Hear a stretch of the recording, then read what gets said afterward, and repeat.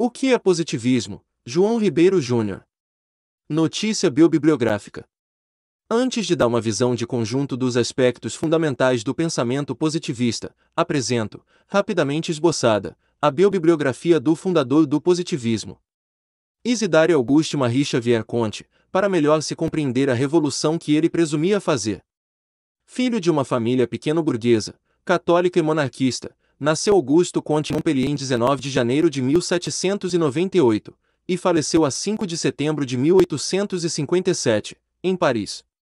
Estudou no liceu de sua cidade natal e na Escola Politécnica de Paris, onde foi admitido antes da idade legal, sendo mais tarde expulso com alguns companheiros de curso por suas ideias ultrademocráticas.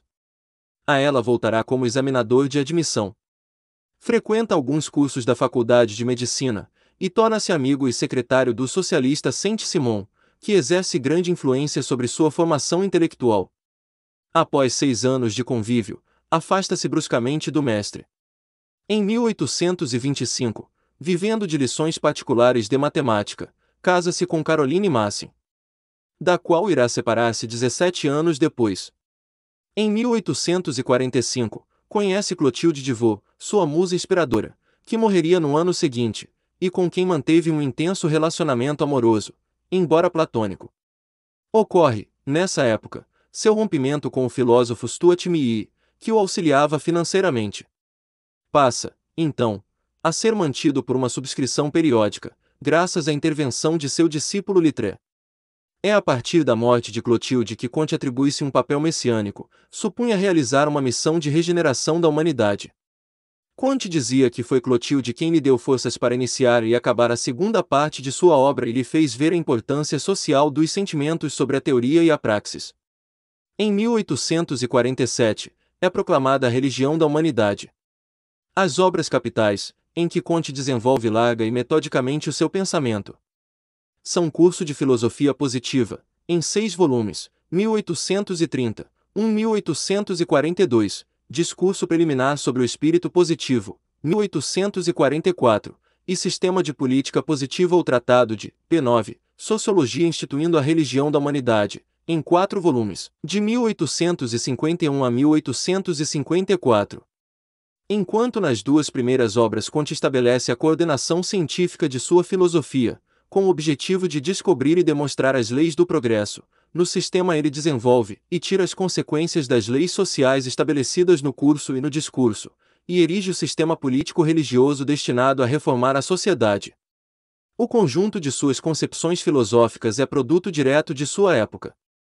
Augusto Conte procurou acabar com as eternas investigações sobre o incognoscível, e, voltando-se para o mundo real, criou nele seu vasto campo de estudo e de observação para restabelecer e realizar um programa universal, que regulamentasse e regenerasse a vida humana, tanto privada como pública. Influenciado pelo progresso contínuo das ciências, Conte concebeu para a filosofia um novo papel, ao mesmo tempo que um novo objeto, a par de uma ampla crítica do conhecimento, diversa das concepções dominantes até ele, quer fosse o ontologismo de Aristóteles, ou dos pensadores medievais, ou o racionalismo dos modernos, de todos os sistemas, enfim, que davam como possível o conhecimento do absoluto pela razão humana. Doutrinava, assim, que o que é possível conhecer são unicamente os fenômenos e as suas relações, não a sua essência, as suas causas íntimas, quer eficientes quer finais. Estas permanecem impenetráveis, desconhecidas, pois é impossível alcançar-se noções absolutas. Toda a sua obra é, portanto, uma síntese geral dos conhecimentos de seu tempo, cujo programa fundamental era unificar as 2 culturas, a humanística e a científica, num NBV de humanismo, fundado na ciência, uma ciência capaz de redescobrir e reavaliar a exigência humana, conferindo-lhe um significado de valor universal. Humanidade, ciência, síntese e fé constituem a essência do pensamento kantiano. Daí a força atrativa do positivismo que ainda perdura como concepção filosófica, especialmente no que respeita à crítica do conhecimento.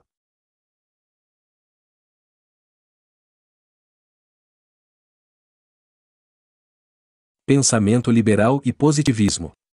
O século XIX marca não só o triunfo do liberalismo europeu, ligado ao direito natural, que considera a natureza humana como base da própria lei natural, cuja única realidade é a liberdade do homem, marca também o triunfo do cientificismo, que reconhece uma só natureza material, que engloba e explica o mundo dos valores e o mundo dos fatos. O liberalismo afirmava que o desenvolvimento moral, cultural, econômico e político da sociedade só seria alcançado pelo livre desenvolvimento do espírito e das faculdades do indivíduo.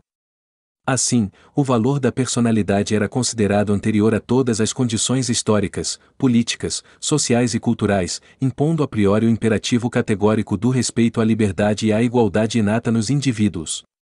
Essa filosofia, fundada na crença da personalidade soberana e ilimitada do indivíduo, precedendo o Estado, era um credo revolucionário que não tolerava nenhum acordo quando um direito fundamental fosse transgredido.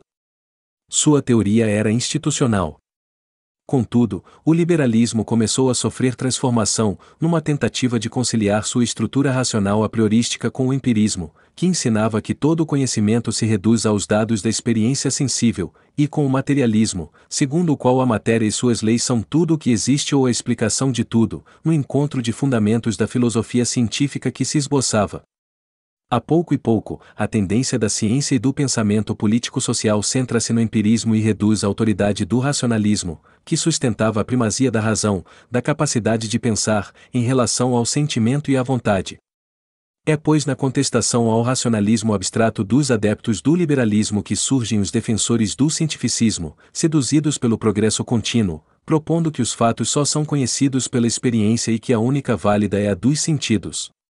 A partir daí, verifica-se uma reconciliação da natureza e da história, e o romantismo filosófico tenta encontrar um equilíbrio em sua postura perante a ciência, disciplinando os estados de espírito existentes na época em uma severidade crítica, para as p13 sentar um sistema de noções sobre o homem e sobre as sociedades. E, assim, recriar os fundamentos de um empirismo experimentalista no estilo de Bacon e Galileu, aceitando o cetismo deste apenas para as realidades metafísicas e teológicas. Passa então o positivismo a dominar o pensamento típico do século XIX, como método e como doutrina. Como método, embasado na certeza rigorosa dos fatos de experiência como fundamento da construção teórica, como doutrina, apresentando-se como revelação da própria ciência, ou seja, não apenas regra por meio da qual a ciência chega a descobrir e prever, e isto é, saber para prever e agir, mas conteúdo natural de ordem geral que ela mostra junto com os fatos particulares, como caráter universal da realidade, como significado geral da mecânica e da dinâmica do universo. As instituições do Estado liberal, como o sufrágio universal, o sistema de partidos políticos, a divisão dos poderes do Estado, as liberdades públicas, as garantias individuais, assim como o próprio conceito de democracia, passam a ser reavaliados criticamente, procurando-se dar-lhe novos conteúdos. Em todos os domínios, cuidava-se de não procurar o porquê das coisas, de não indagar-lhes a essência. A palavra de ordem era desprezar a inacessível determinação das causas, dando preferência à procura das leis, isto é, das relações constantes, SP14, que existem entre os fenômenos. Substituía-se o método a priori pelo método a posteriori. Em suma, observa-se por toda parte o mecanismo de mundo, ao invés de inventá-lo. As leis naturais, assim descobertas, constituem a formulação geral de um fato particular, rigorosamente observado, e daí resulta que a ciência, seguindo Comte, não é mais do que a sistematização do bom senso, que acaba por nos convencer de que somos simples espectadores dos fenômenos exteriores, independentes de nós, e que não podemos modificar a ação destes sobre nós, senão submetendo-nos às leis que os regem. Assim, opondo-se à concepção do direito natural e do pacto social e às doutrinas teológicas, Augusto Comte preconiza o emprego de novos métodos no exame científico dos problemas sociais, substituindo as interpretações metafísicas e estabelecendo a autoridade e a ordem pública contra os abusos do individualismo da escola liberal. As fontes mais diretas utilizadas por Augusto Comte para estabelecer as bases de sua filosofia foram as doutrinas sociais de Saint-Simon, combinadas com os trabalhos de ideólogos, notadamente de Cabanis e dos naturalistas Gall, Bichat e Broussais. O método de investigação para a determinação dos fatos e suas relações, ele foi buscar nos filósofos ingleses, Bacon, Hume e outros.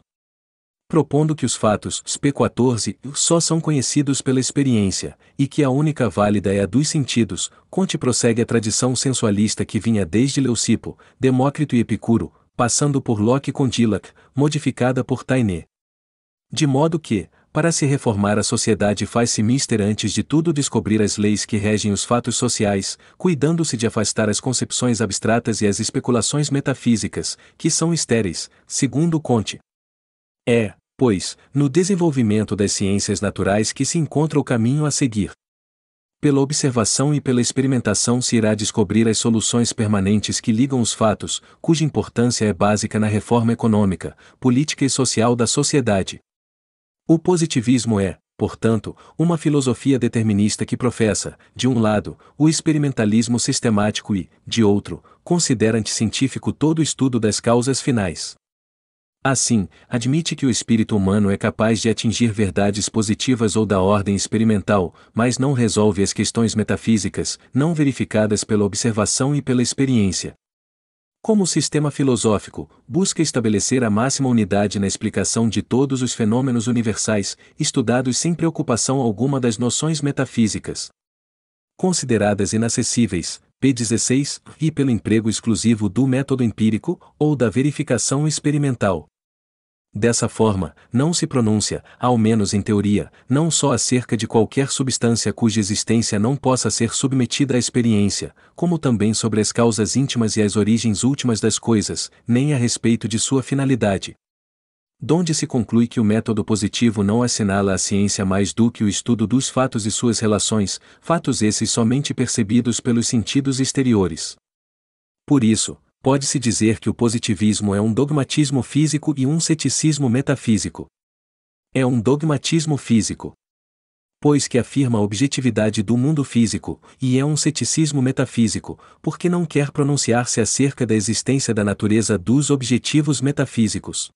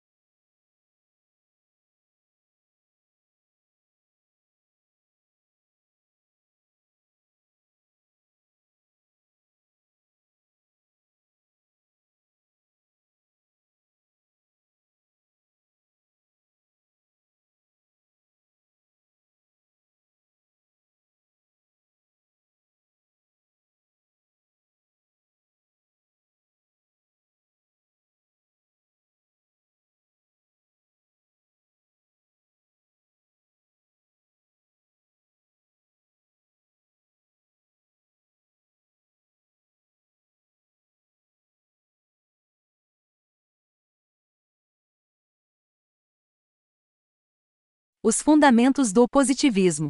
Augusto Comte usa o termo filosofia na acepção geral, que lhe davam os antigos filósofos, particularmente Aristóteles, como definição do sistema geral do conhecimento humano, e o termo positiva designa, segundo ele, o real frente ao quimérico, o útil frente ao inútil, o certo frente ao incerto, o preciso frente ao vago, o relativo frente ao absoluto, o orgânico frente ao inorgânico, e o simpático frente à intolerância.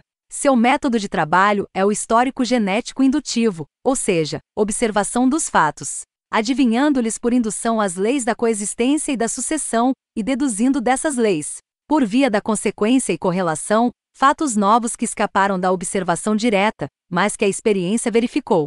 Este método é o método geral de raciocínio proveniente do concurso de todos os métodos particulares: dedução, indução, observação, experiência, nomenclatura, comparação, analogia e filiação histórica, que constitui, segundo Comte, o método objetivo. Mas Comte usa também o que chama de método subjetivo, que resulta da combinação lógica dos sentimentos, das imagens e dos sinais. Para fundamentar sua corrente filosófica antimetafísica, Augusto Comte, embasado nesse método, parte da premissa de que é no estado positivo que o espírito humano reconhece a impossibilidade de obter noções absolutas. Assim, renuncia a indagar a origem e o destino do universo, e a conhecer as causas íntimas dos fenômenos, para se consagrar unicamente a descobrir, pelo uso combinado do raciocínio e da observação, as suas leis efetivas, isto é, as suas relações invariáveis de sucessão e de semelhança. Destarte, como reação ao idealismo, a doutrina kantiana oferece uma parte geral e uma especial.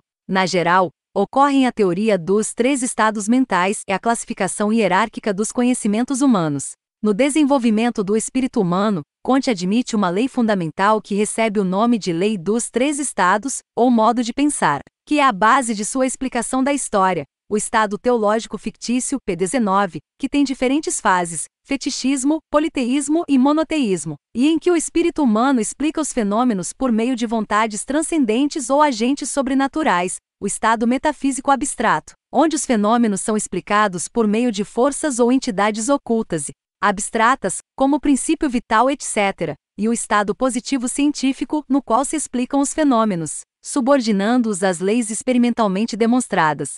Todas as ciências, segundo Comte, passaram pelos dois primeiros estados, e só se constituíram quando chegaram ao terceiro. O estado positivo é, pois, o termo fixo e definitivo em que o espírito humano descansa, e encontra a ciência. As sociedades evoluem segundo essa lei, e os indivíduos, em outro plano, também realizam a mesma evolução, partindo do princípio de que o objeto da ciência é só o positivo, isto é, o que pode estar sujeito ao método da observação e da experimentação. Augusto Comte só reconhece as ciências experimentais ou positivas que tratam dos fatos e das suas leis, distingue assim as ciências abstratas das concretas.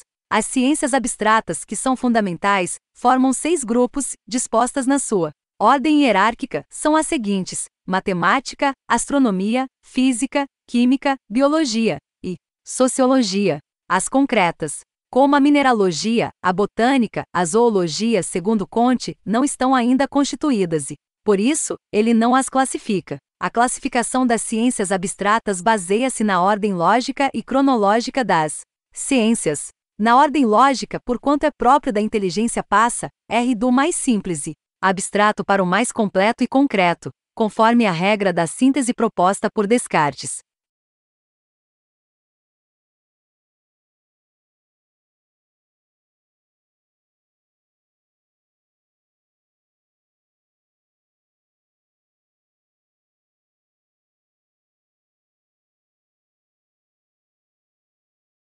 Ora, nesta classificação, a primeira ciência, que é a matemática, é mais simples e abstrata que a segunda, a astronomia, e assim por diante na ordem cronológica, porque a primeira ciência que se constituiu, segundo Comte, foi matemática, depois a astronomia, em seguida a física, a química, a biologia e, por último, a sociologia.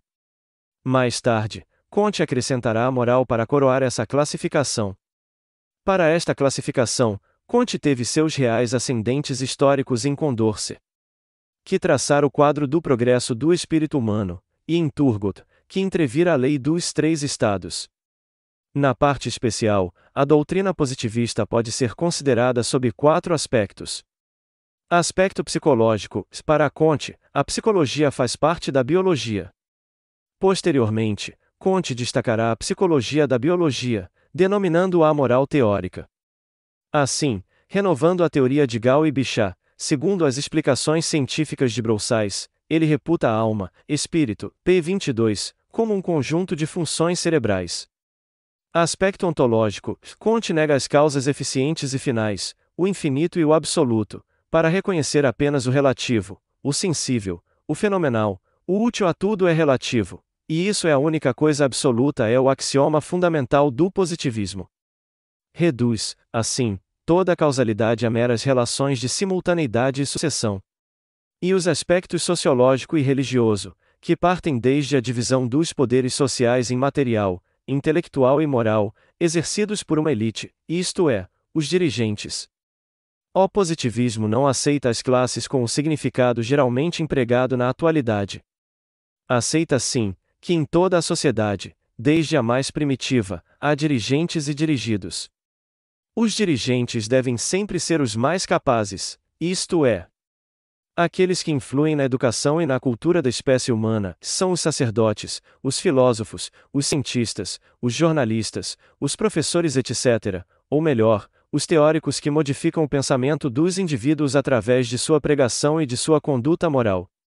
Embasado na concepção biológica da sociologia, Augusto Comte entende a sociedade como um organismo cujas partes constitutivas são heterogêneas, mas solidárias, pois se orientam para a conservação do conjunto. Assim, à semelhança do organismo, encontra-se nela uma divisão das funções especiais, onde se nota a presença da espontaneidade, da necessidade, da imanência e da subordinação de todas as suas partes a um poder central e superior. Segundo Comte, a sociedade possui um ritmo evolutivo incompatível com a revolução violenta. Deste modo, concebe-a sempre em termos harmônicos. Para ele, a sociedade reflete os diversos estados da vida de um homem. Dessa forma, uma vez que os organismos não podem mudar bruscamente, senão através de uma evolução paulatina, também a sociedade está sujeita a esta norma de evolução. Partindo da ideia de que a natureza humana evolui segundo as leis históricas, embora em si mesma não ocorra nenhuma transformação, isto é, existe uma base perene no homem frente ao elemento cambiante da sociedade, Comte divide o estudo da estrutura social em 2 campos principais, o estudo da ordem social, que ele denomina de estática social, e o estudo da evolução da sociedade, que recebe o nome de dinâmica social. Enquanto a estática estuda o consenso, solidariedade ou o organismo social em suas relações com as condições de existência, traçando a teoria da ordem, a dinâmica parte do conjunto para as particularidades e determina o progresso geral da humanidade. Comte olha para o progresso social como condicionado pelos concomitantes biológicos dos indivíduos, de tal forma que nenhuma estrutura social é possível sem que esteja previamente determinada nos fatores biológicos, aliás irredutíveis como são todas as categorias de fenômenos na concepção comtiana. O progresso da sociedade é caracterizado, assim, pela incessante especialização das funções, como todo o desenvolvimento orgânico, para maior aperfeiçoamento na evolução dos órgãos particulares. Desta forma, excluindo toda intervenção a priorística de noções abstratas e ideias universais, que caracterizavam as ciências sociais da época, o positivismo, como regime definitivo da razão humana frente à ação dissolvente da metafísica, surgiu do progressismo. Baseado no desenvolvimento científico que dominou todo o século XIX, como o objetivo de aproveitar as virtudes do progresso, ou da evolução progressiva, pela compreensão racional e científica do problema da ordem, determinando os elementos fundamentais de toda a sociedade humana. E, nesta inovação, aplica o método indutivo das ciências naturais às ciências sociais para repudiar o romantismo do liberalismo laissez-faire, em favor do planejamento social. Como doutrina e método, o positivismo passa a enfrentar a sociedade individualista e liberal. Através da ordem e do progresso, que Comte considerava a fonte principal de todo o sistema político. É nesta linha de raciocínio que Augusto Comte, partindo da noção de solidariedade que, em sua opinião, impera na sociedade, apresenta uma política de paz e amor, substituindo a ideia sobrenatural do direito pela ideia natural do dever. A política positiva não reconhece nenhum direito além do de cumprir o dever, e, assim, nega categoricamente a própria existência do direito como tal. O termo ciência política, usado por Saint-Simon, praticamente tem o mesmo significado que Comte deu à sociologia.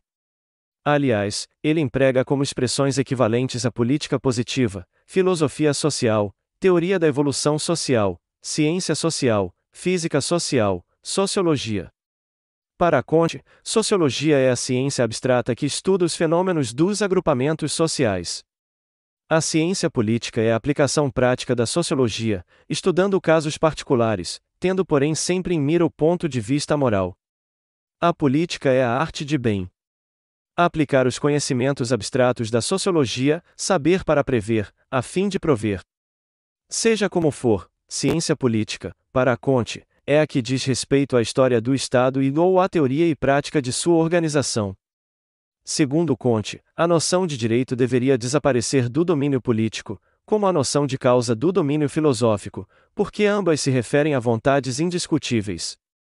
Ele entende que o positivismo não admite senão deveres de todos para com todos, pois que seu ponto de vista, sempre social, não pode comportar nenhuma noção de direito, constantemente fundada na individualidade. O homem como individualidade não existe, portanto, na sociedade científica, senão como membro de outros grupos, desde o familiar, unidade básica por excelência, até o político. Também aí não há lugar para a liberdade de consciência.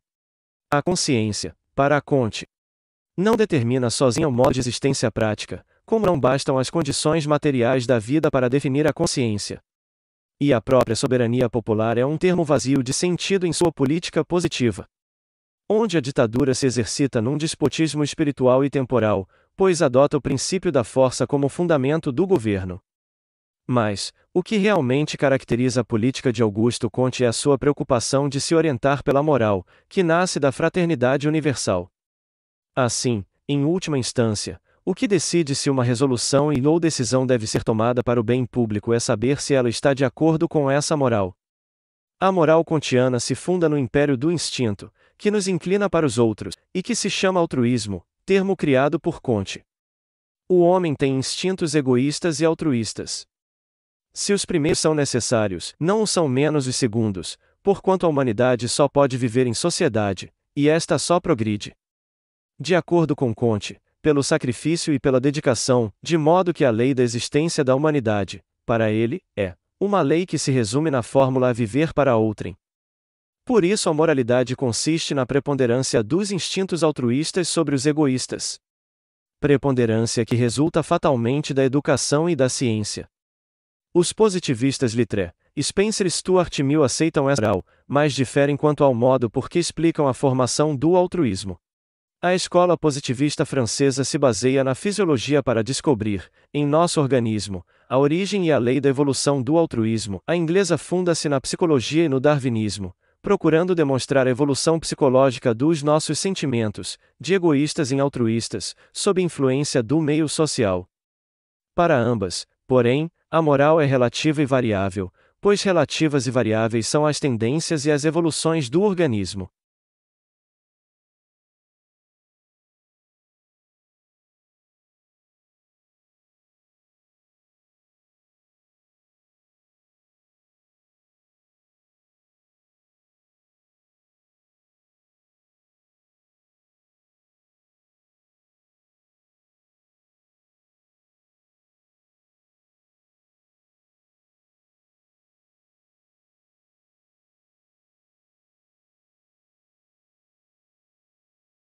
A religião da humanidade.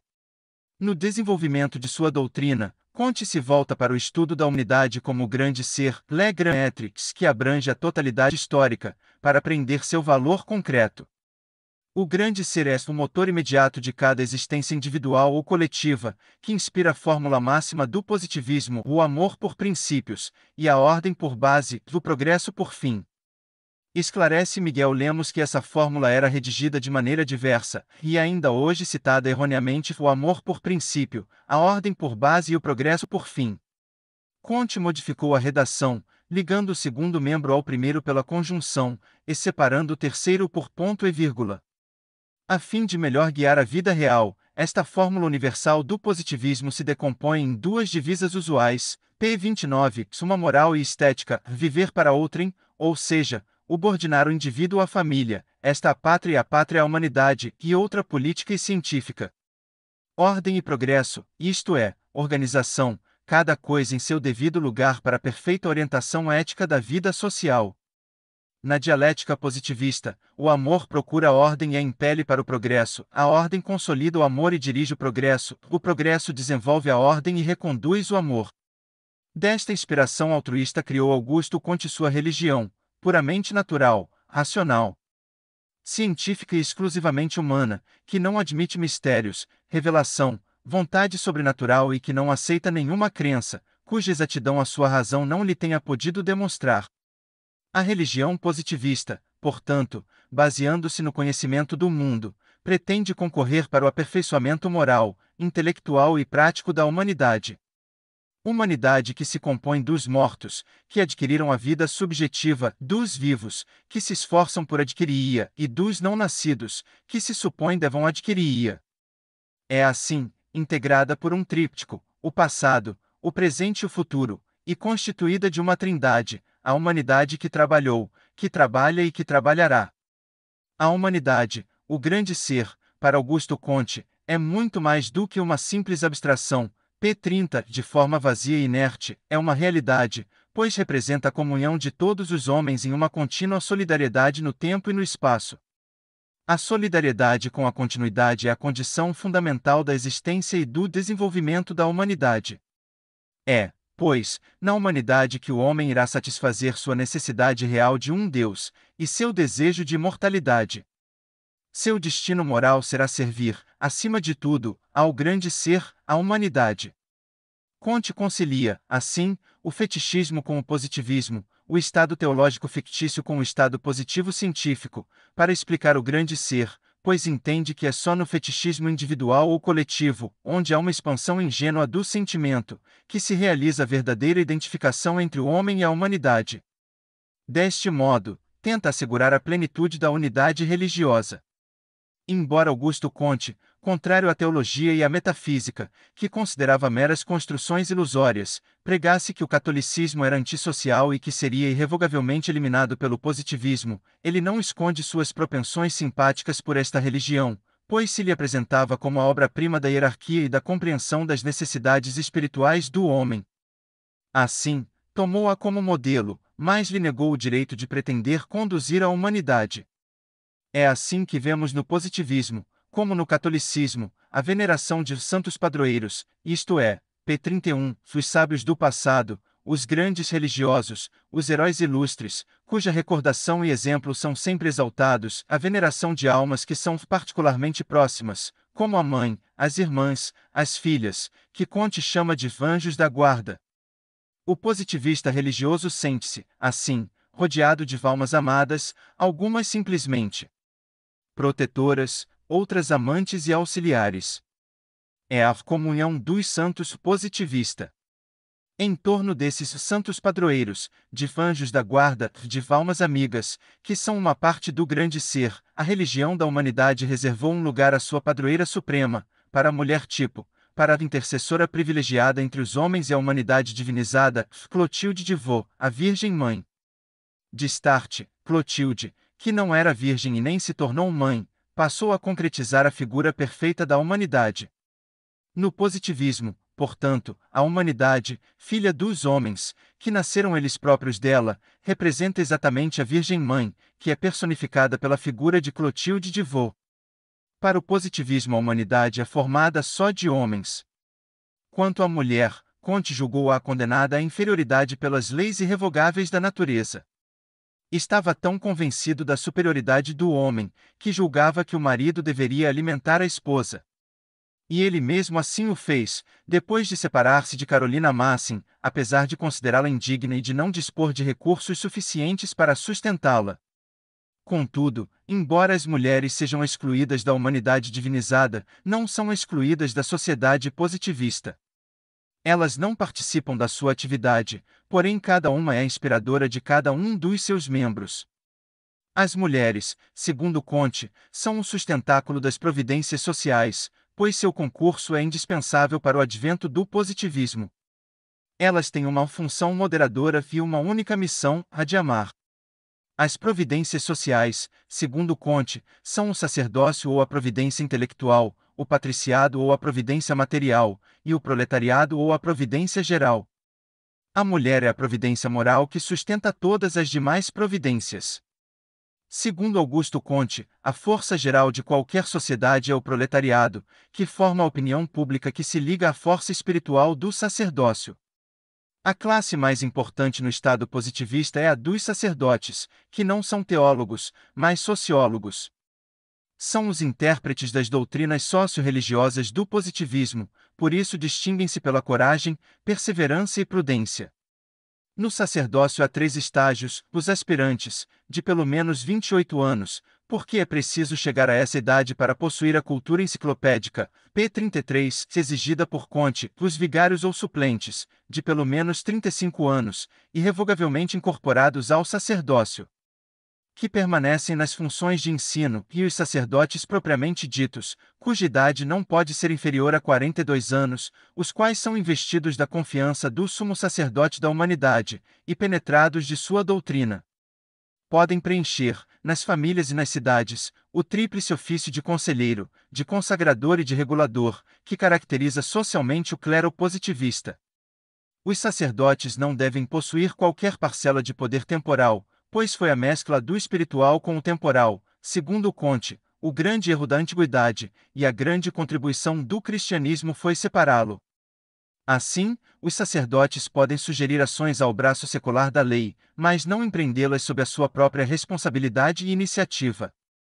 Esta classe é sustentada pela classe ativa, mediante livres subsídios dos crentes positivistas. Depois, por intermédio do tesouro público, quando a fé tornar-se unânime.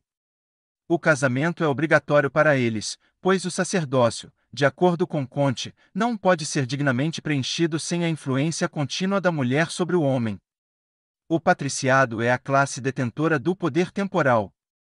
É a classe que possui capacidade industrial em suas diversas subdivisões: banqueiros, comerciantes, fabricantes e agricultores, colocados em escala hierárquica.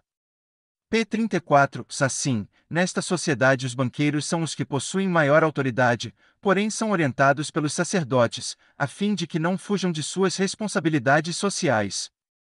Comte queria com isso garantir a justiça social. O patriciado é, assim, composto de empresários, que têm na sociedade positivista o mesmo papel que os papas reservavam à nobreza feudal. O sumo sacerdote da humanidade, Papa, delega igualmente ao patriciado a conduta material do mundo sob condição de obediência à direção do sacerdócio. De modo que o cidadão não é livre para julgar o comportamento político-social do patriciado, porém deve confiar plenamente nas exortações morais que os sacerdotes dirigem a esta nobreza nova, que por sua vez se sujeita a uma voluntária submissão à orientação deles. Daí o aspecto central da filosofia kantiana, a substituição dos direitos pelos deveres. Reconhece o próprio Comte que a religião da humanidade propõe um regime severo, demasiado antipático aos espíritos para que possa prevalecer sem o apoio das mulheres e do proletariado. Daí insistir na necessidade do concurso do proletariado para o desenvolvimento do positivismo. Contudo, Comte os coloca no extremo inferior da escala social, em razão de sua incompetência para decidirem as questões sociais. Quanto ao culto da humanidade, também ele é abstrato e concreto, conforme considere a existência mesma do grande ser, o agente de sua evolução. Assim, há 2 tipos característicos de culto.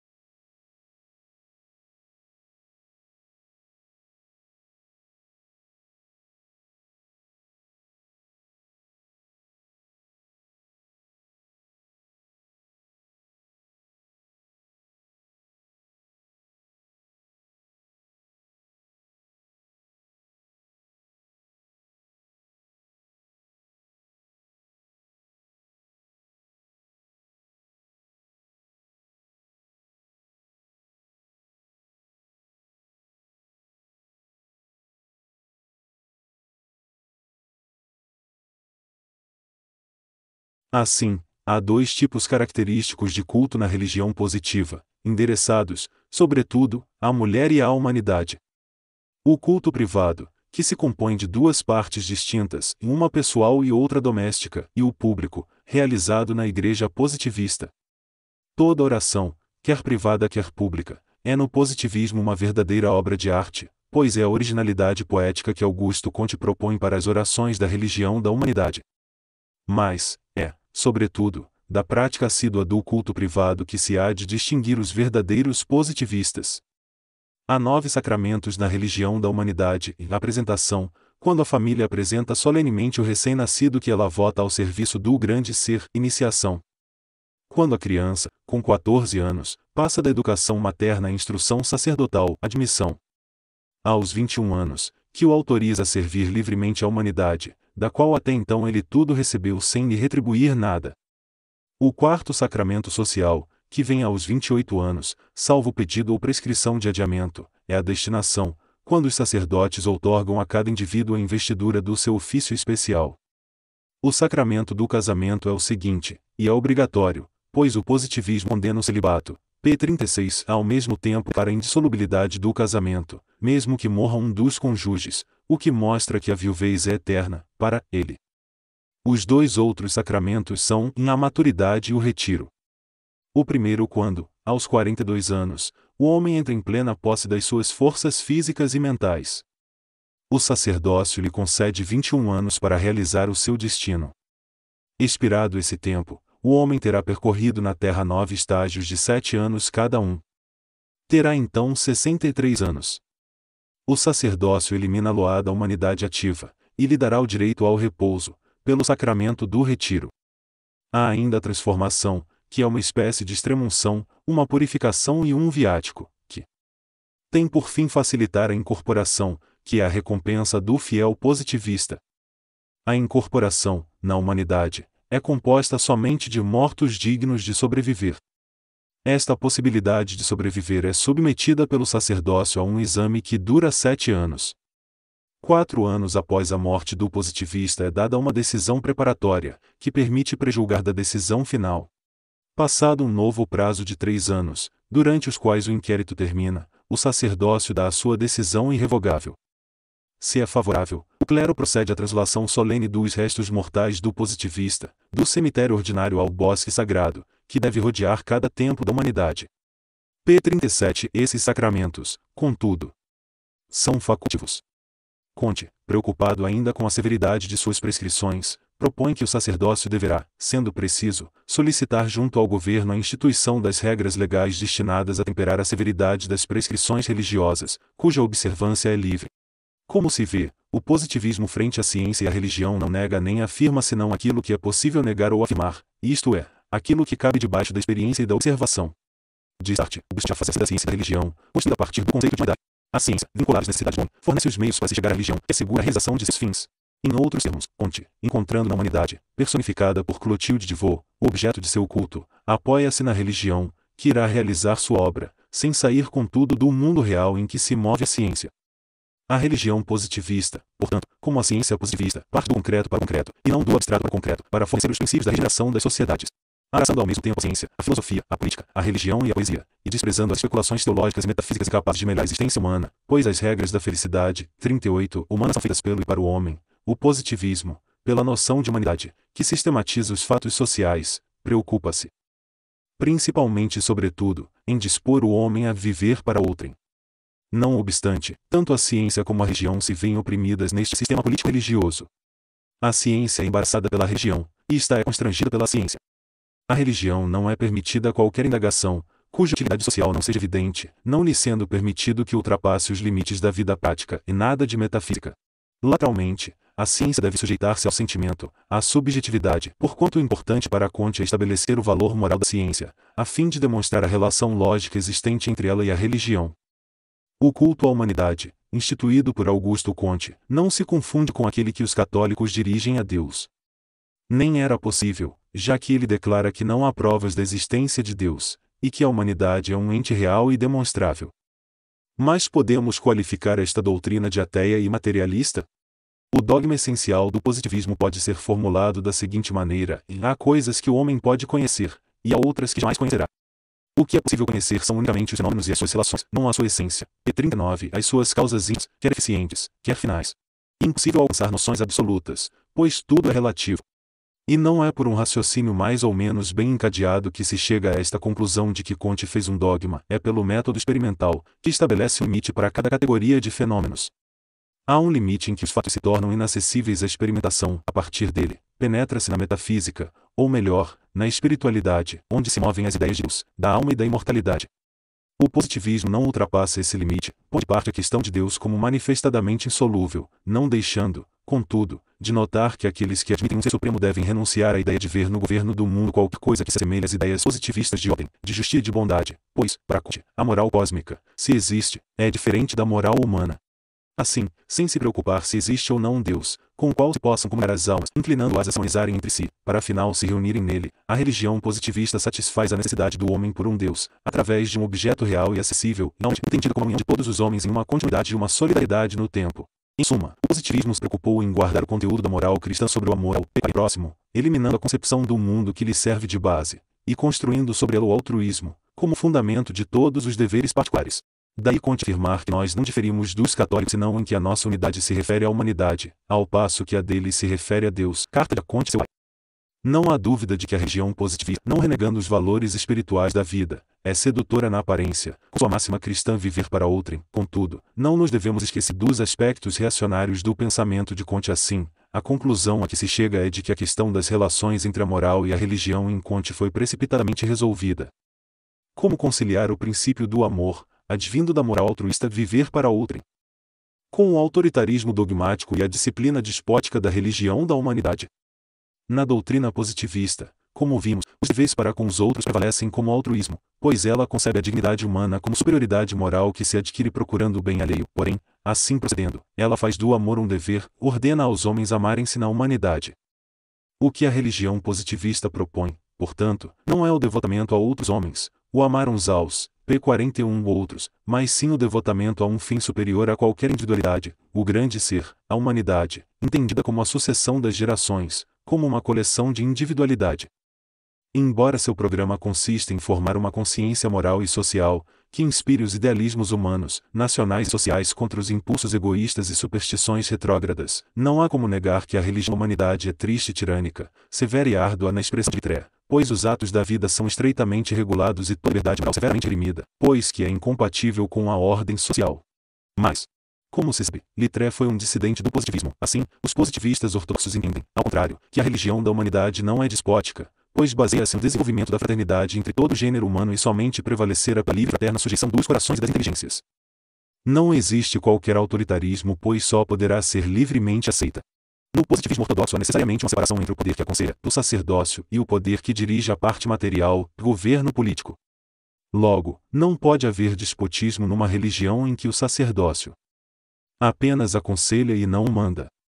É uma religião que tem um culto baseado na veneração pelo passado, usando todas as belas artes para embelezar e elevar o ser humano.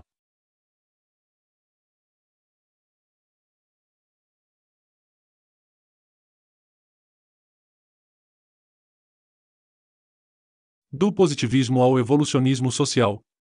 Sistematizando o ideal burguês de repulsa às especulações do romantismo e do idealismo filosófico, a obra kantiana é aprendida e ampliada em seus pontos básicos. Assim, o positivismo é seguido por duas escolas, na francesa, de Littré-Taine, e a inglesa, de Spencer e Stuart Mill. O pensamento político-social passa a sofrer marcante influência da biologia.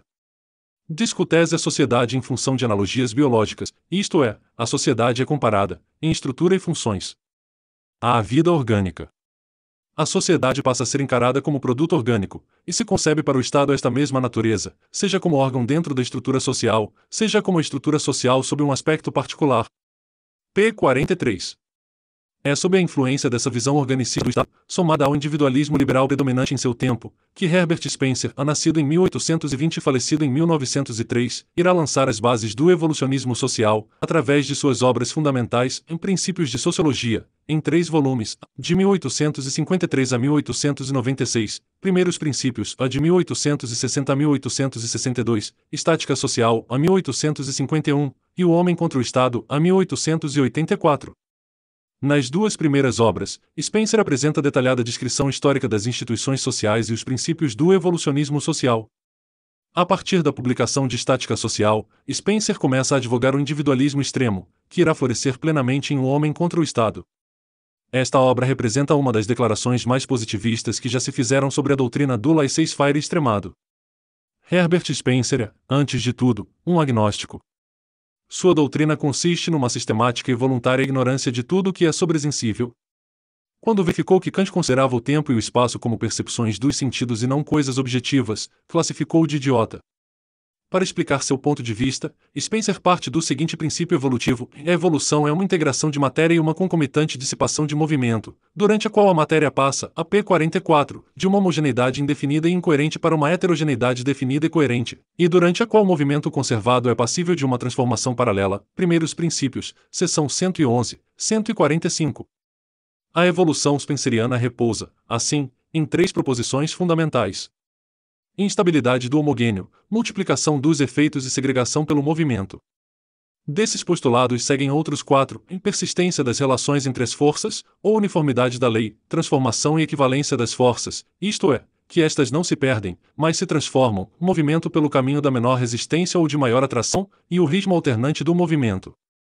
Deste modo, negando validez à lei dos 3 estados kantiana, mas aceitando sua teoria da evolução da sociedade, Spencer estabelece que o desenvolvimento de um organismo individual e de um organismo social consiste em um progresso que vai da simplicidade à complexidade, de partes semelhantes independentes a partes dissemelhantes, dependentes mutuamente. Partindo do estudo das classes, ordens e famílias mais importantes do mundo animal e vegetal, à luz das últimas descobertas realizadas pelos fisiologistas como Harvey, Wolff e von Baer, e remontando aos seres e aos fenômenos superorgânicos, Spencer, AP 45, toma o fenômeno social em suas mais tênues concretizações, manifestadas nos primeiros agregados sociais, que se formaram entre os povos históricos, para constatar a existência de uma vida social sem formas definidas, sem divisão de classes, sem divisão de trabalho, havendo apenas, em muitos deles, a diferenciação pelo sexo, sem separação alguma nas funções da vida entre dirigentes e dirigidos.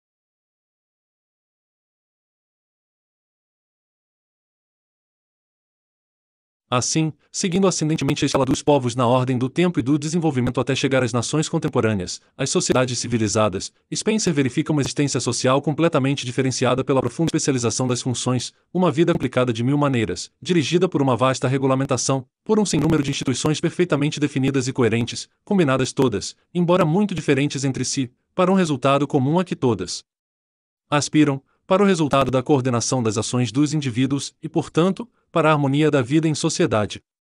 Conforme a lei da evolução, que apresenta 3 fases evolutivas, a inorgânica, a orgânica e a superorgânica, os primeiros agregados sociais, segundo Spencer, exprimem um estado social homogêneo, confuso, indefinido, sem coerência, ao passo que, quanto mais se vão desenvolvendo, eles vão passando para um estado cada vez, AP 46, mais heterogêneo, mais definido, mais coerente e mais complexo. Aplicando esse princípio ao desenvolvimento da sociedade em geral, Spencer considera o Estado um órgão integrador e a sociedade, um organismo, sujeitos às mesmas leis dos organismos dos corpos vivos.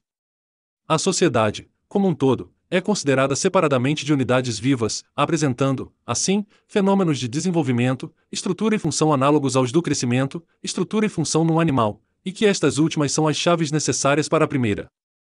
Para Herbert Spencer, são 6 as semelhanças fundamentais e 3 as diferenças mais importantes entre sociedade e organismo animal. Assemelham-se, em primeiro lugar, porque ambos se distinguem da matéria inorgânica por um aumento de massa e um crescimento visível durante uma grande parte da sua existência. Segundo, porque ambos aumentam em tamanho, em complexidade e em estrutura. Terceiro, porque existe em ambos uma semelhante diferenciação de funções, devido à progressiva diferenciação da estrutura. Quarto, porque a evolução estabelece nos organismos animais e sociais diferenças claramente conexas que se tornam reciprocamente possíveis. Quinto, porque a analogia entre uma sociedade e um organismo é ainda mais evidente quando se reconhece, p. 47, que todo organismo é, por sua vez, uma sociedade. E sexto, porque, quer na sociedade quer no organismo, a vida do todo pode destruir-se e as unidades continuarem ainda a viver. Pelo menos por algum tempo.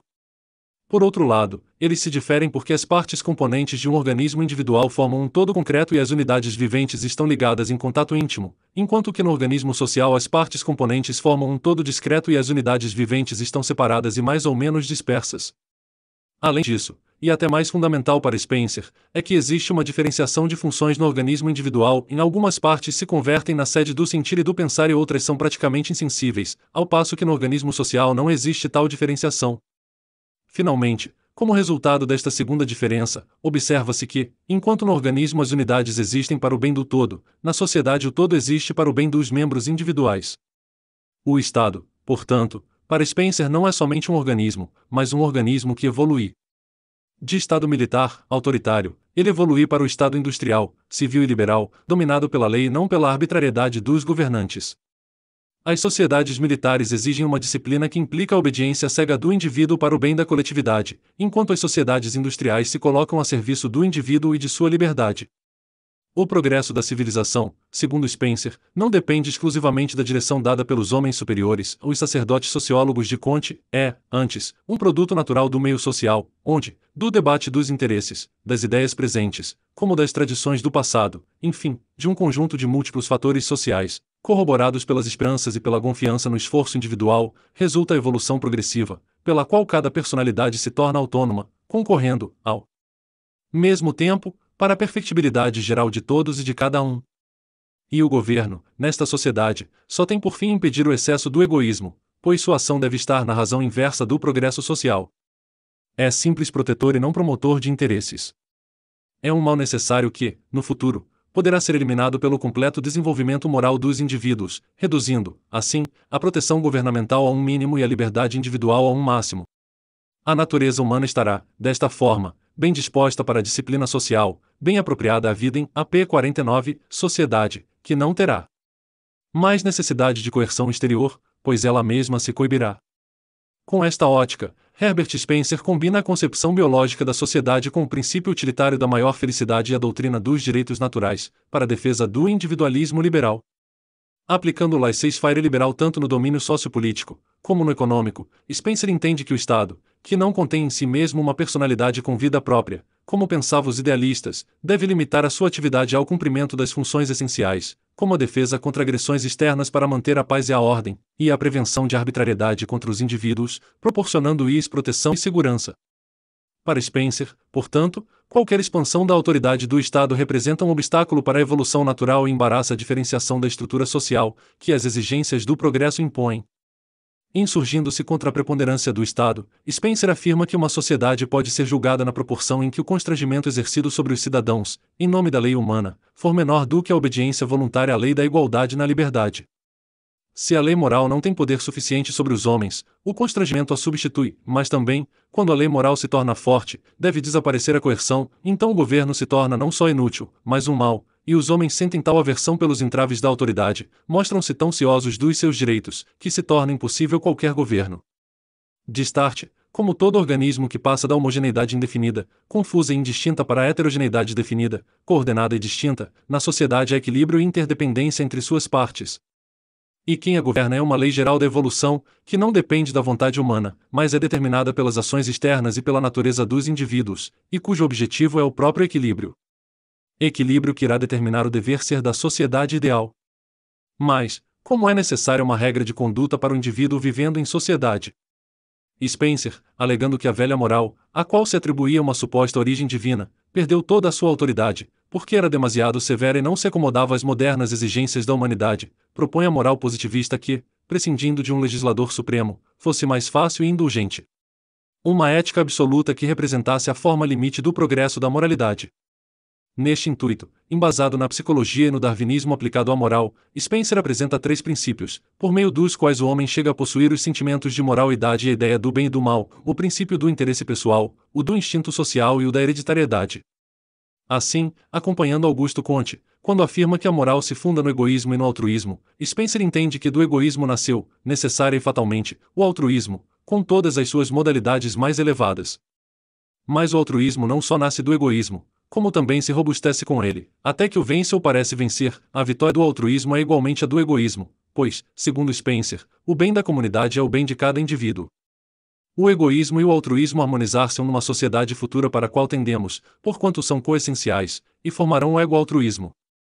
Do seu perfeito acordo dependerá a felicidade da humanidade ideal, que a humanidade presente, com sua ética relativa, está preparando.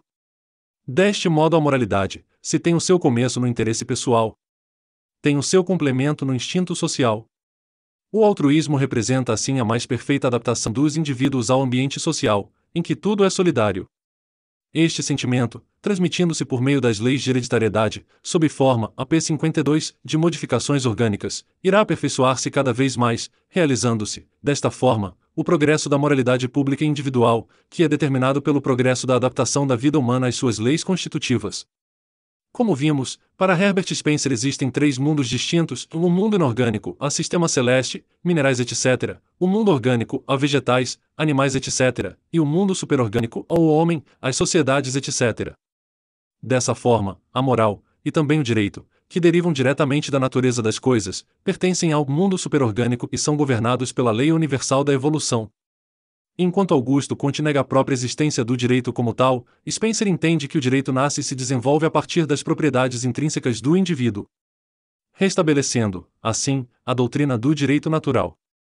Para ele, o direito, destinado a organizar as funções da sociedade, segue do começo ao fim uma marcha constante e invariável, no meio de obstáculos, com as diferenças específicas que caracterizam cada povo.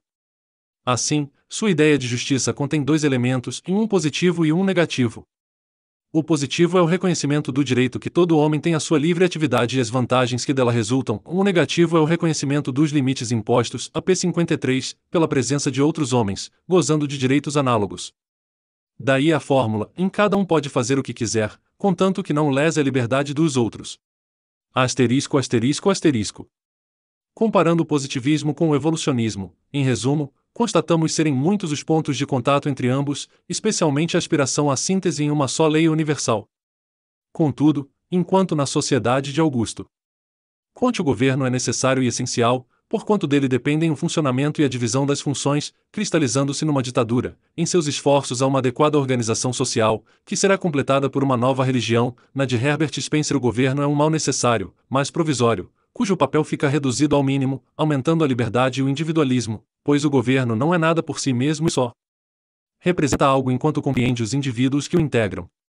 Estas teses políticas conflitantes, entretanto,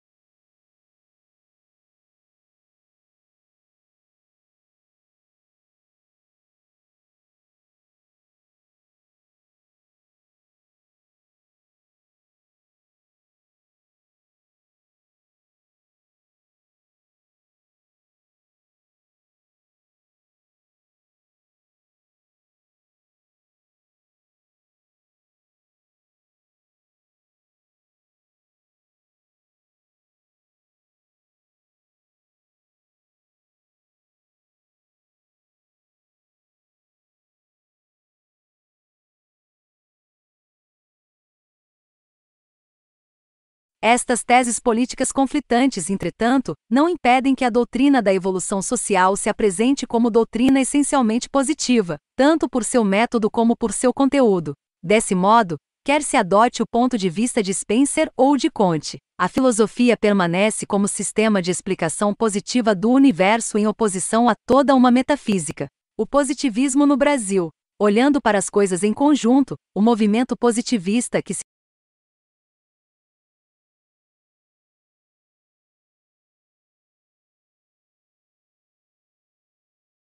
O positivismo no Brasil. Olhando para as coisas em conjunto, o movimento positivista, que se pretendeu inovador, impregnou todo o ambiente cultural do século XIX, universalizando a experiência e resolvendo nela toda a realidade. O positivismo vinha dispor de maneira sistematizada a confiança da burguesia em seu próprio impulso transformador de estruturas. Mas, enquanto na Europa o positivismo servia para justificar as novas atitudes da burguesia em sua fé no progresso retilíneo da humanidade, nas Américas se apresenta de maneira diversa de euro, que ela como era compreendido no continente europeu, trazendo em seu bojo um acentuado caráter político. É assim que no Brasil, galvanizando as aspirações revolucionárias da classe média urbana, assenta suas P56 bases nas cidades e sobretudo nas academias de direito, na pretensão de se criar e definir uma nova consciência da realidade nacional, frente à ordem político-social dominante. No Brasil, o liberalismo, como doutrina clássica do individualismo político e econômico com sua ênfase no racionalismo, na lei natural, na igualdade, na liberdade e na democracia, sofria também uma revisão em seus fundamentos. De um lado, apareciam os liberais românticos da escola do direito natural, empenhados em deduzir o Estado e o direito de certa maneira imutável do homem, e de outro, os cientificistas, inspirados nas conquistas das ciências positivas. Porém, as condições econômicas, sociais e políticas não são as mesmas da Europa. Aqui, a expansão da cafeicultura determinou as transformações na sociedade, ensejando que a oligarquia rural alcançasse sua hegemonia sobre o Estado. O Império cumpria sua missão história, mantendo a unidade nacional, assentado num romantismo político, cujo fundamento ideológico vinha das doutrinas políticas do escritor francês Benjamin Constant, o festejado autor de Adolphe. Benjamin Constant era partidário da soberania popular e considerava a vontade geral superior à vontade individual do monarca. Contudo, repudiava a autoridade absoluta e ilimitada do povo. Para ele, os ministros constituem o poder executivo, e são responsáveis perante o rei, que representa um poder neutro, o poder moderador, tendo a seu cargo a defesa do equilíbrio governamental. O romantismo, com suas cogitações morais, sua religiosidade, sua interpretação do ser individual, sua visão nacionalista, coincidindo com o momento decisivo da definição da nossa nacionalidade, traduzia as alterações de uma sociedade em que novos fatores surgiam e velhos fatores mudavam de sentido e força. Para a intelectualidade de então, pertencente à aristocracia dominante, que dava as normas e traçava os rumos, havia uma zona em que a literatura confinava com a política, sem que as separasse uma linha muito nítida. As reflexões sobre o homem e a sociedade traziam, assim, indelevelmente, a marca da visão romântica da vida. A filosofia romântica, negligenciando a diversidade do real, caracterizava-se pelo historicismo e pela atividade criadora do espírito, numa reação contra a filosofia iluminista da razão, impregnando de espiritualismo, ontologismo e idealismo todo o pensamento europeu e, consequentemente, por importação, o brasileiro. Entretanto, a vida espiritual do século XIX começava a ser abalada pelo naturalismo cientificista. P. 58. Neste novo contexto, as velhas instituições já não correspondiam às aspirações do século e a filosofia do romantismo já não satisfazia os espíritos. E o Brasil modernizava-se sob a égide das atividades financeiras. Contudo, na década de 1850, no quadro econômico, iniciava-se a drenagem do ouro das praças brasileiras.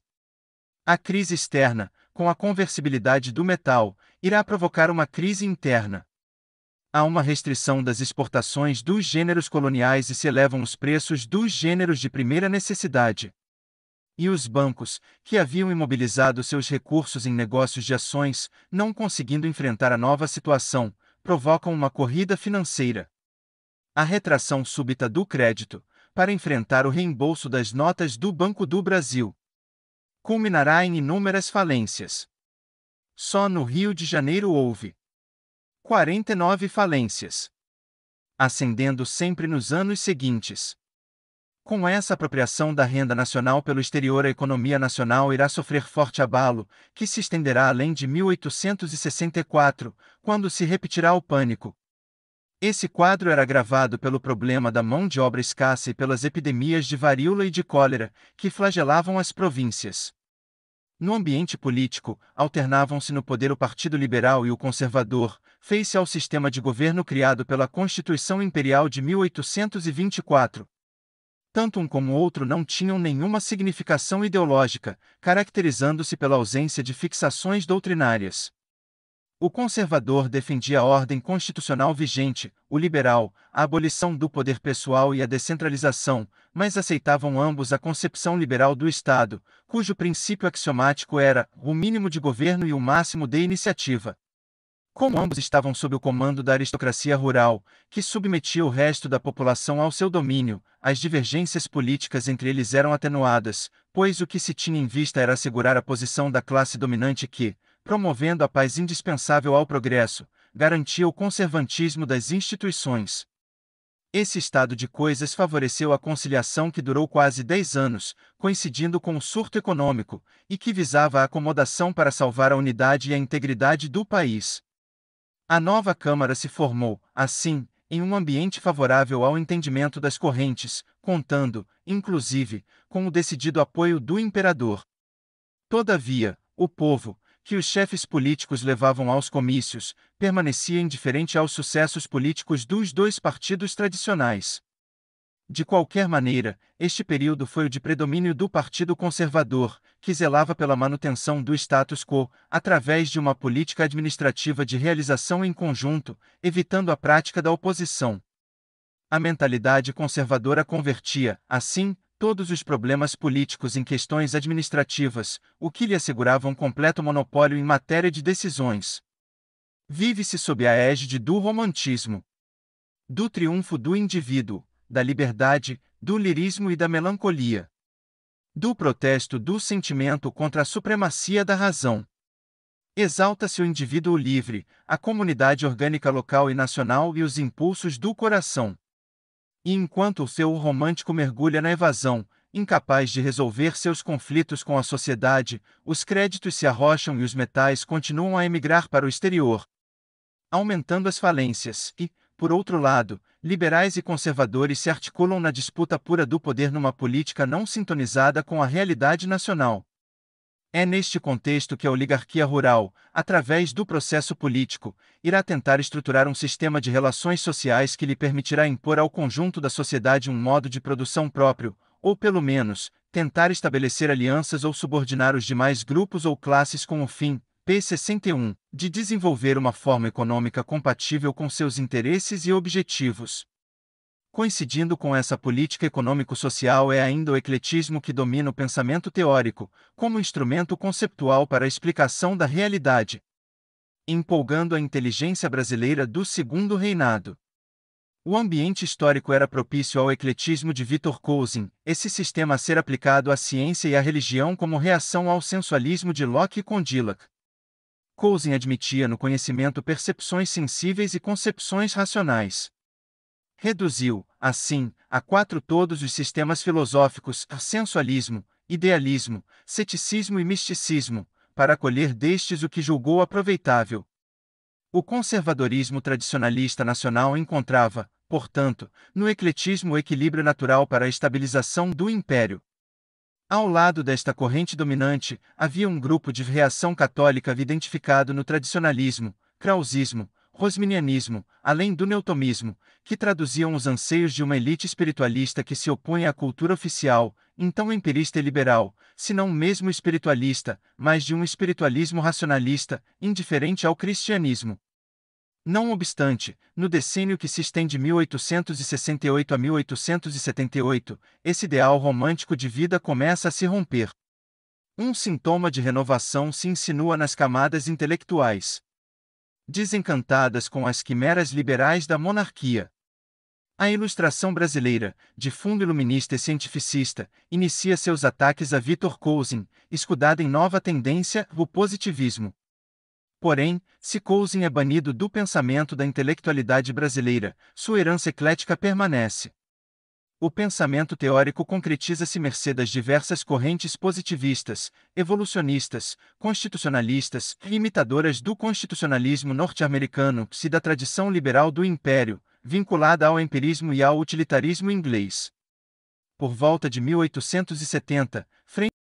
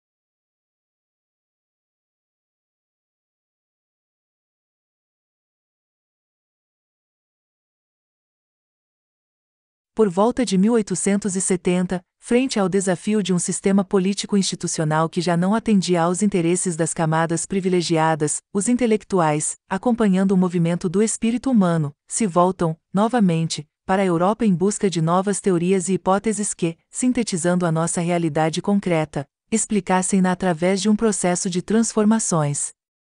Abre-se, então, um novo período na história do pensamento brasileiro. Um bando de ideias novas, na expressão de Silvio Romero, acompanhando o desenvolvimento da ciência e da tecnologia, começam a impregnar a vida intelectual, determinando um notável progresso do espírito científico.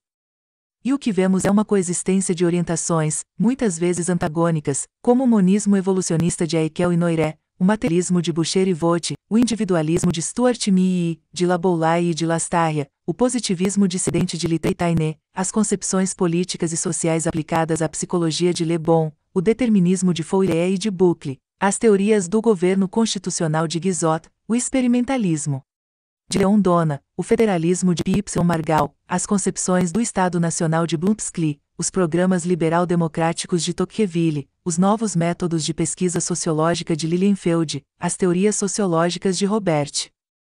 Mas, os nossos intelectuais também receberam, embora de modo atenuado, a influência dos primeiros socialistas utópicos franceses, Fourier, Saint-Simon, Louis Blanc e outros, bem como sentiram a repercussão da revolta comunista ocorrida na Segunda República Francesa, do aparecimento do Manifesto Comunista de Marx e Engels, da fundação da Primeira Internacional e, ainda, da Comuna Parisiense de 1871. Em suma, os dados teoréticos do despotismo esclarecido em voga no século XVIII e os da escola, P64, teocrática de princípios do século XIX são corrigidos pelo espírito científico da escola histórica, secundada e desenvolvida pela filosofia positiva. De modo geral, os intelectuais se vinculam a duas orientações filosóficas principais: o positivismo de Augusto Comte, com sua pretensão de substituir o pensamento abstrato pela razão e pela observação, lançando as bases de uma nova ordem social, ao mesmo tempo que desenvolve a doutrina da religião da humanidade, e a evolucionismo social de Herbert Spencer com seu individualismo extremado, embasado no princípio do progresso contínuo e da evolução social. O caráter individualista do romantismo sofre uma transformação, e a elite intelectual, numa visão contista e ou spenceriana, ou mesmo num amálgama de diversas correntes, onde se visualizam leituras de Kant e Hegel, irá fazer sua reflexão sobre o social, na busca de uma ideologia política adequada às lutas pelo poder da oligarquia rural. É a reeuropeização que surge na luta entre individualismo e idealismo em nossa evolução histórica, mas trata-se, sobretudo, de uma reeuropeização dos níveis de aspiração das classes dominantes ou de suas elites dirigentes. Realmente, o que se transfere de imediato são as normas, as instituições e os valores sociais que irão orientar o comportamento das classes, P65, dominantes no ajustamento de seus interesses socio-econômicos imediatistas. Assim, Favorecidos pela oligarquia cafeeira, o positivismo e o evolucionismo assentam suas bases nas cidades e permanecem no círculo restrito das camadas letradas. Contudo, tanto um como o outro, minimizando acepções espiritualistas, e mesmo idealistas ou racionalistas, como o criticismo kantiano e a dialética hegeliana, entram no Brasil de maneira diversa daquela como eram entendidos e praticados na Europa. A princípio, o positivismo resultou em uma mentalidade científica generalizadora, alheia às particularidades sul-americanas.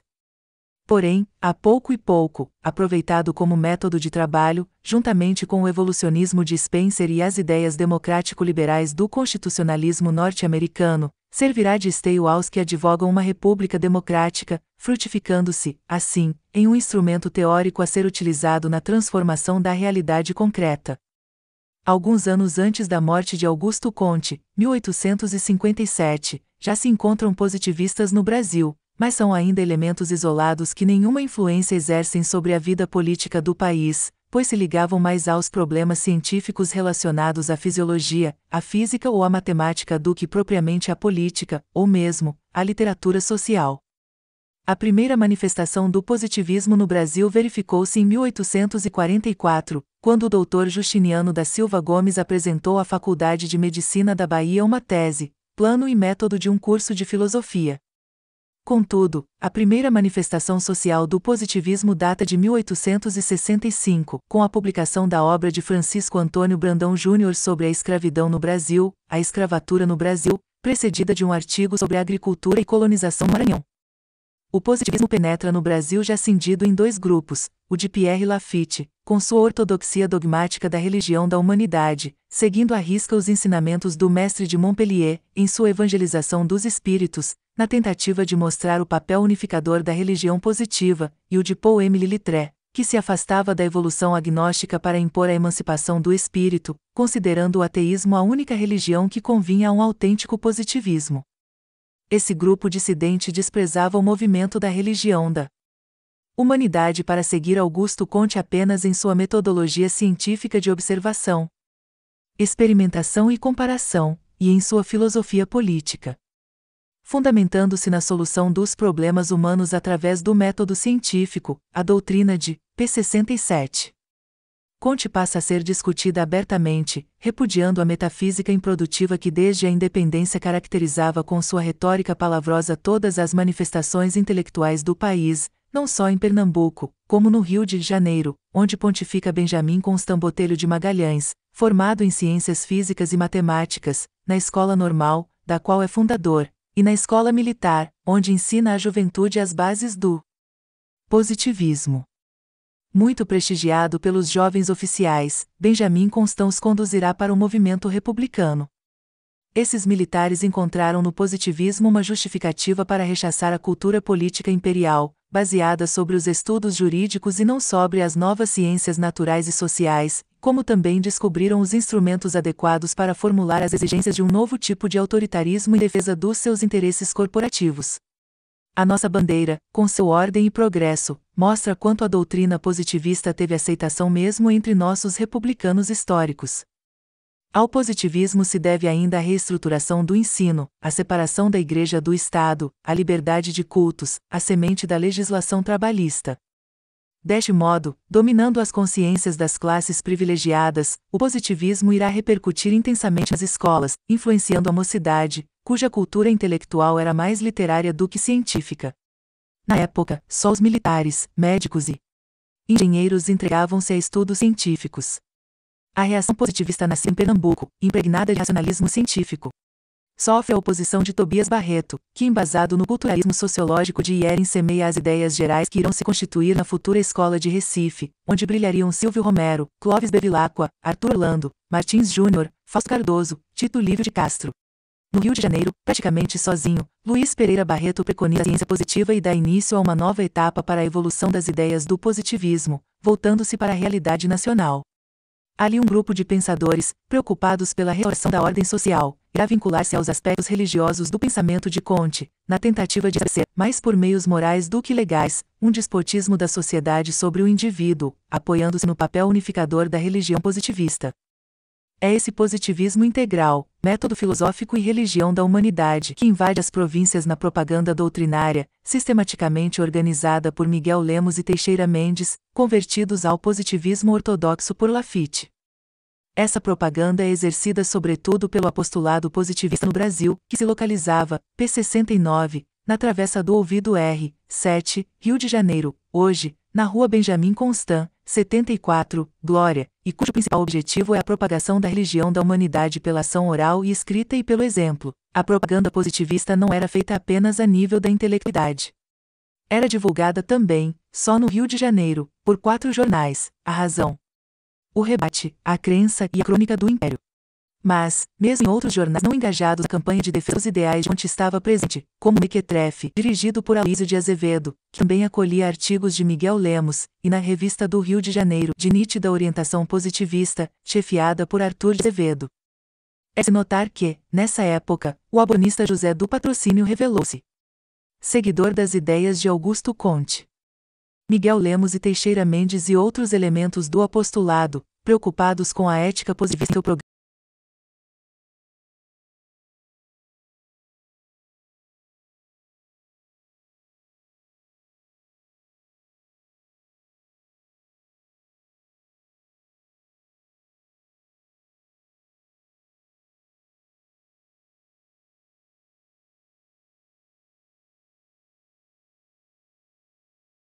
Por volta de Miguel Lemos e Teixeira Mendes e outros elementos do apostolado, preocupados com a ética positivista em seu programa de formar uma consciência moral e social, que desde as bases pudesse ser inspiradora de todos os idealismos humanos, nacionais e sociais, dedicam-se à instituição de culto do grande ser, assumindo o compromisso de não se envolverem, politicamente, nos movimentos republicanos, pois entendiam que as leis científicas do progresso cumprir-se-iam fatalmente. Ademais, em completo antagonismo com os republicanos, que seguiam os princípios democrático-liberais do constitucionalismo norte-americano e as concepções orgânicas do Estado, esses positivistas ortodoxos entendiam, com Augusto Comte, que deveriam libertar o Ocidente de uma democracia anárquica e de uma aristocracia retrógrada em favor de uma sociocracia. Declarando que não eram nem democratas nem aristocratas e proclamando que o governo da República devia ser exclusivamente temporal e transitório, mantendo a completa liberdade espiritual, os positivistas do apostolado se mostravam favoráveis a uma república ditatorial para se efetuar a ordem e o progresso sem perturbações sociais. Por meio dela seria alcançada a incorporação do proletariado à sociedade moderna, bem como haveria a transformação da classe burguesa, dos ontologistas e dos legalistas.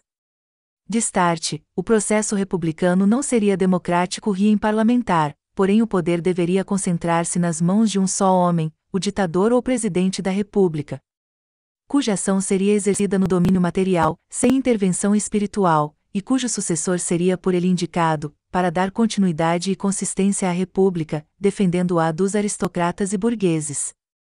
Para os positivistas do apostolado, a ditadura não é tirania, não é autocracia, uma vez que a exerça um governo verdadeiramente republicano. Ditadura, para eles, significa governo em que se concilia o predomínio político da força material, que desconhece a livre supremacia de uma autoridade espiritual independente, com a preocupação exclusiva do bem público. Entendiam que para se chegar à ditadura bastaria tirar ao parlamento a atribuição legislativa, dando-lhe o caráter de uma assembleia puramente financeira. A República faria essa transmutação com facilidade, porque, segundo esses positivistas, nos parlamentos em geral é o poder executivo que predomina. A reação contra esse positivismo dogmático e autoritário não se fez esperar.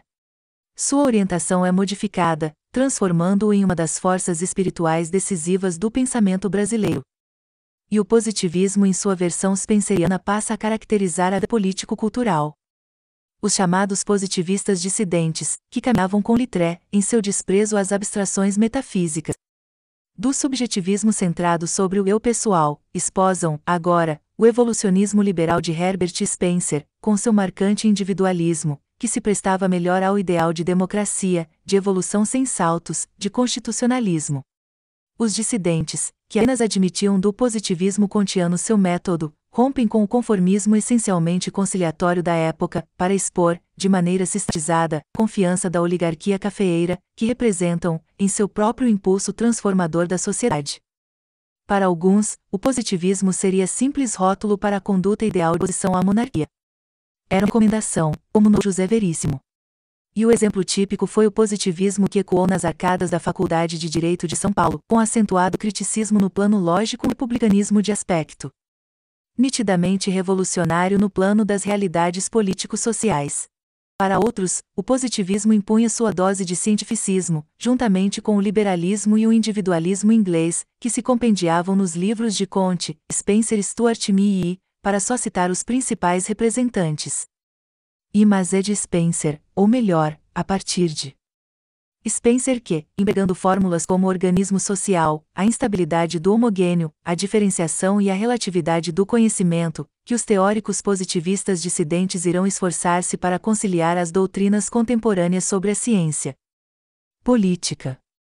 Assim, foi muito mais o evolucionismo do que o positivismo, oferecendo os ingredientes ideológicos, p. 73, à classe média urbana, onde lavrava maior descontentamento com o regime, e que tinha meios de traduzir o descontentamento em atos para a liberalização do país, para colocá-lo ao nível do século, mostrando as contradições entre os modelos ideais e as formas reais de organização social que exprimiu o conceito de democracia liberal que concretizava também os ideais políticos da elite dirigente, dentro de um esquema lógico da evolução liberal democrática, segundo o critério de Spencer.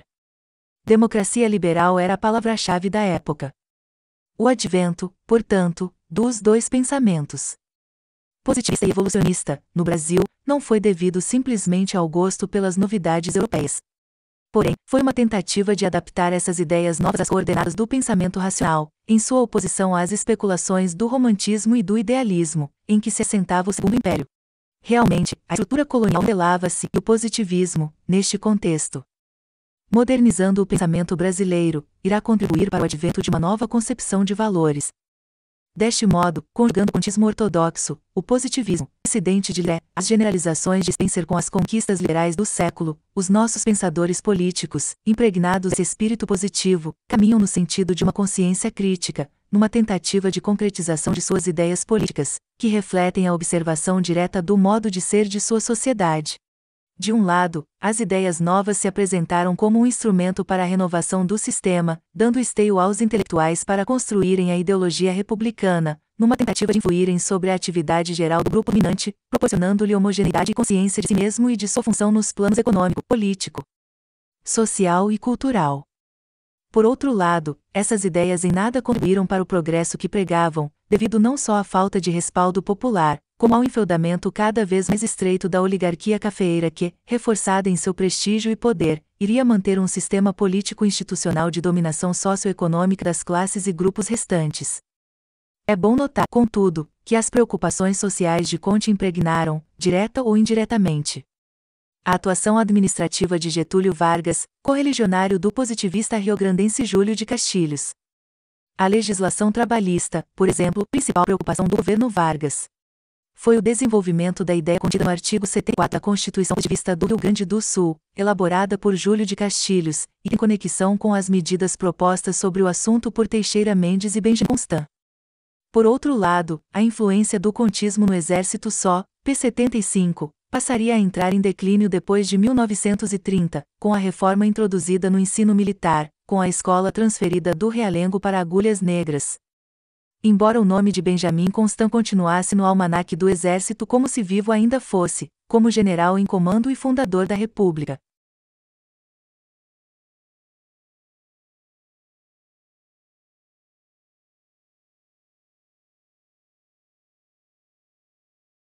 Indicações para leitura.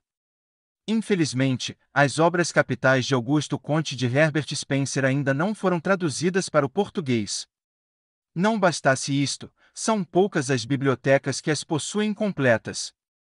E como são livros raros, há uma certa dificuldade para consultar iOS.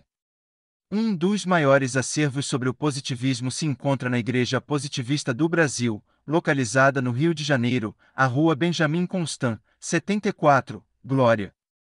No estado de São Paulo, existe um bom acervo na biblioteca da Faculdade de Direito da USP e no Centro de Ciências, Letras e Artes, da cidade de Campinas. Há muitas obras em português sobre o positivismo, porém indico apenas aquelas que são facilmente encontradas, como os textos de Augusto Comte existem, da coleção Os Pensadores, S. Paulo. Editora Abril, 1973, o volume Xixi, da coleção Grandes Cientistas Sociais, Comte, Sociologia, São Paulo, Editora Ática, 1978, organizado por Evaristo de Moraes Filho, e o livro de André Vergés e Denis Uysman, História dos Filósofos ilustrada pelos textos, Rio, ed. Freitas Bastos, 1972. Há ainda traduzidos, de Comte, Opúsculos de Filosofia Social, Porto Alegre, ed. Globo e EDUSP, Tradivãos e João Francisco de Souza, 1972, e Discurso sobre o Espírito Positivo, Porto Alegre, ed. Globo e EDUSP, Trad Renato Barbosa Rodrigues Pereira e Ivan Uns, 1976. Política Positiva de Augusto Comte, resumida por Antônio Valença de Melo. Rio, ed. Civilização Brasileira, 1979. Sobre o apostolado positivista e sobre o positivismo dissidente há uma série de textos selecionados por Antônio Paim em 2 livros editados pela Universidade de Brasília, em 1981, O Apostolado Positivista e a República e Plataforma Política do Positivismo Ilustrado. As obras de Herbert Spencer, contudo, não são facilmente encontradas, mesmo em textos selecionados. Sobre o autor. Nasci em Jundiaí, São Paulo, em 1939. Atualmente, sou professor titular no Instituto de Artes e Comunicações da PUCamp. Poeta bissexto, publiquei 3 livros de poesia sobre o signo de Eros, em 1980, Ateliê da Alma, em 1981, Se Jornada nas Trevas, em 1983. Artista plástico. Quando sobra tempo, participei de salões de pintura, com algumas menções honrosas. Colecionador inveterado de livros e diplomas, sou formado em Direito pela USP e em História e Estudos Sociais pela PUCamp, onde recebi também o título de mestre em Filosofia Social. Tenho ainda cursos de especialização no campo do Direito e da História, bem como o título de doutor em Filosofia da Educação pela Unicamp. Tenho publicados, além de alguns artigos em revistas, vários livros, entre eles, O que é Positivismo, em 1982, O que é Magia, em 1982, Alberto Saltes, Trajetória Intelectual e Pensamento Político, em 1983, Grécia Mitológica, em 1984, O que é Nazismo, em 1986. Também participei de diversas coletâneas. Concordo com André Breton quando diz que o homem põe e dispõe. Depende dele só. Pertencer-se por inteiro.